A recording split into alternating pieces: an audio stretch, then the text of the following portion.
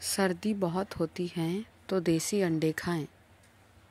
बार बार पेशाब आने से रोकने के लिए सोने से पहले अखरोट खाएं।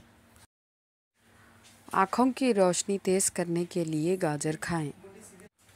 मोटापा कम करना है तो नीम गर्म पानी में नींबू का रस और सफ़ेद ज़ीरा डालकर पी लें।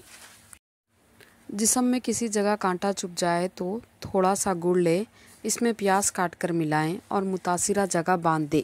कांटा खुद ब खुद निकल जाएगा। छोटे बच्चों का सोने में पेशाब निकल जाता हो तो उन्हें सोने से पहले तिल के लड्डू खिलाएं। पेशाब में जलन होती है तो लस्सी में नमक डालकर पिएं या खरबूजा या तरबूजा खाएं। खाने के बाद भारीपन महसूस हो तो नींबू का रस पिएं।